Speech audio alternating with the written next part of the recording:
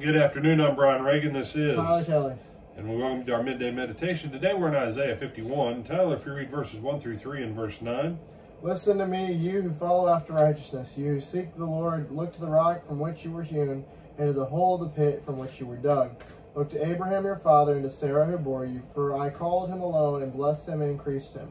For the Lord will comfort Zion, he will comfort all her waste places. He will make her wilderness like Eden, and her desert like the garden of the Lord.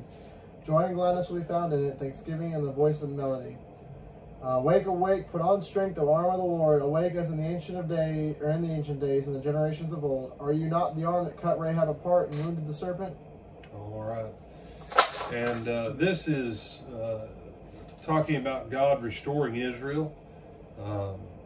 This is looking forward. Right now they're still in the land. The temple is still standing. We have a few more kings to go before all of this stuff comes to pass. And then God will bring them back into the land. And he did. A lot of people use this passage to talk about 1948 and the modern Zionist nation of Israel. No, he kept his word. We saw the name of the guy that he was going to use. His name was Cyrus.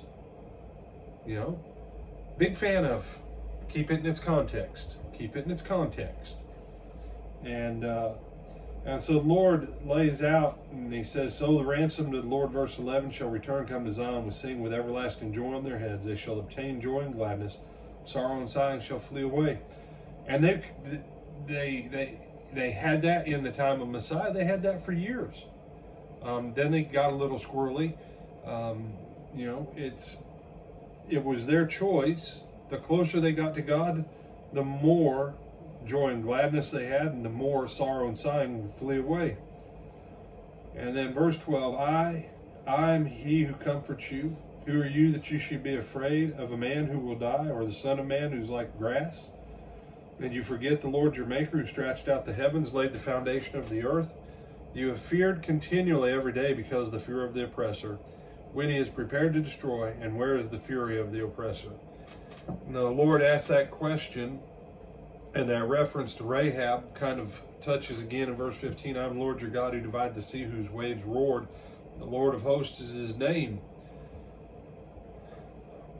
God did great things then. God said, I'm doing great things now. And God said, I'm going to do great things in the future. And there's a principle there. There's quite a few principles. But for our day and time,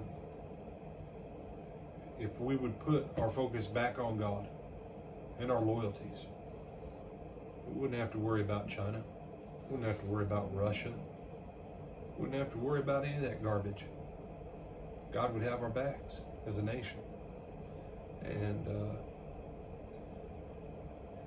to you and I, because we're in this political season, brother, it's just, if so-and-so wins, everything's going to be, really? We now trust in politicians, not in God? Read the whole chapter. There's a lot of good stuff there. I mean, every chapter of Isaiah could get an entire 2 or 3 weeks just about. You say, bro, that'd be like 4 years of lessons. It would. It'd be some of the best 4 years you'd ever have a Bible study. I'm Brian Reagan. This is Tyler Kelly. We bid you good afternoon. We'll see you tonight for Twilight Talks on Baptism.